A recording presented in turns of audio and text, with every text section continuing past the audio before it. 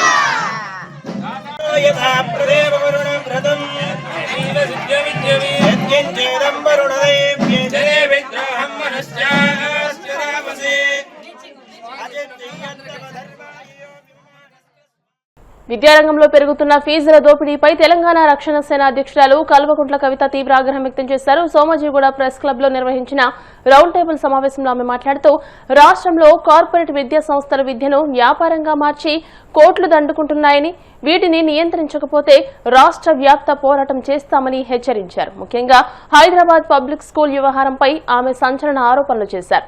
ప్రభుత్వ స్థలంలో ఉన్న ఈ స్కూల్లో ఏకంగా 120% ఫీజు పెంచడం దారుణమని మండిపడ్డారు. గవర్నమెంట్ని డిమాండ్ చేస్తూ ఉన్నాం. మీరు ఏదైతే చెప్పారో, మేము కొత్తది ఏం అడుగుతలేం, మీరు ఏదైతే చెప్పినరో ఫీ రెగ్యులేట్ చేస్తామని చెప్పినరో తక్షణం మీరు ఆ గవర్నమెంట్ ఆర్డర్ ఇప్పుడు ఇవ్వండి. మీరు చట్టం పెట్టడము, అసెంబ్లీ చేయడము అవన్నీ తర్వాత.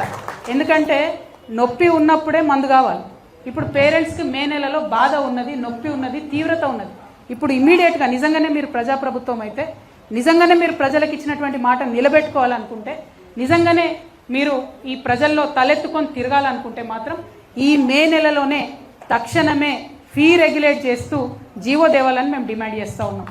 పోయినసారి ఫీజు కన్నా ₹1 ఫీజు కూడా పెంచొద్దు ఏ పాఠశాలలు అని చెప్పి తక్షణమే రేవంత్ రెడ్డి గారి ప్రభుత్వం జీవో దేవాలని నేను తెలంగాణ రక్షణ సేన తరఫున డిమాండ్ చేస్తూ ఉన్నాను. హైదరాబాద్ పబ్లిక్ స్కూల్ అనేటటువంటిది ప్రభుత్వం ఇచ్చినటువంటి భూమిలో నడిచేటటువంటి సంస్థ.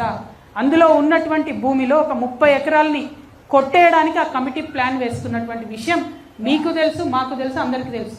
అందులో ప్రభుత్వ పెద్దలు ఉన్నారు, ముఖ్యమంత్రి గారి బంధువులు ఉన్నారు. మరి మీరు చర్యలు తీసుకుంటారా తీసుకోరా అని సూటిగా నేను డిమాండ్ చేస్తున్నాను. ఇంకా దారుణం ఏంటంటే ఆ హైదరాబాద్ పబ్లిక్ స్కూల్లో ఒకటే అధికారి ఉన్నది. ఆమె 14 సంవత్సరాల నుంచి ఒకటే పోస్ట్లో ఉన్నది. ఉండి ఈ కొత్తగా ఎవరు బోర్డు మెంబర్ వచ్చినా వాళ్ళకి నేర్పిస్తారు అన్నట్టు ఎట్లా అవినీతి చేయాలి, ఎట్లా సీట్లు అమ్ముకోవాలి, ఎట్లా బయట దేశాలు ఉన్నటువంటి సత్య నాదెల్లా లాంటి వాళ్ళు ఇక్కడ చదువుకొని పోయారు. Satya Nadella is alumni of Hyderabad public school. So ఇప్పుడు ఏంది, ఆయన వచ్చి ఇక్కడ డొనేషన్ ఇచ్చిపోయింది మొన్న. ఆ డొనేషన్ లెక్కలు ఏమైపోయినాయి అంటే తెలియదు, ఎవరు చెప్పరు. అనేక మంది హెచ్పిఎస్ అల్యూమినీ డొనేషన్స్ ఇస్తే నో అకౌంటబిలిటీ, జీరో అకౌంటబిలిటీ. గొప్ప గొప్ప వాళ్ళందరూ, ముఖ్యమంత్రి గారు చుట్టాలందరూ ఆ కమిటీ నిండి ఉన్నారు.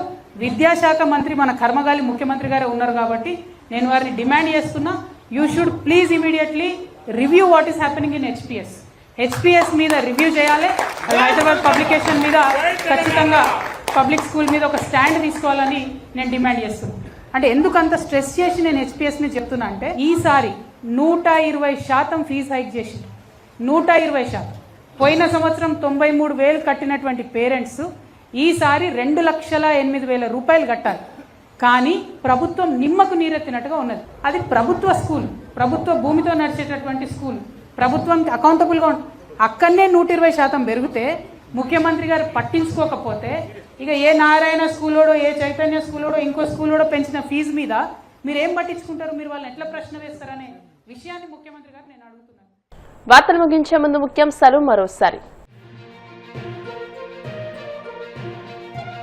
రాత్రంతా వెలిగొండ ప్రాజెక్టు 2వ సరంగంలోనే ఉండి పనులు పర్యవేక్షించిన మంత్రి నిమ్మల. ప్రాజెక్టు పూర్తి చేసేందుకు సీఎం చంద్రబాబు కృతనిశ్చయంతో ఉన్నారని వెల్లడి.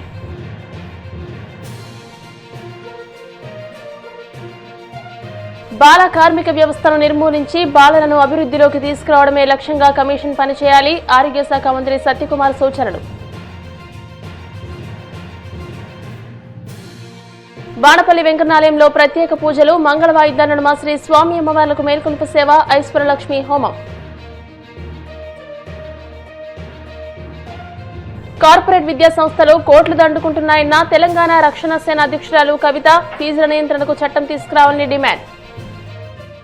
ఈ వార్తలు ఇంతటితో సమాప్తం. మరిన్ని వార్తల కోసం BCN digital YouTube channel, Facebook page ని ఫాలో అవ్వండి. అప్డేటెడ్ వార్తల కోసం ప్లీజ్ సబ్స్క్రైబ్.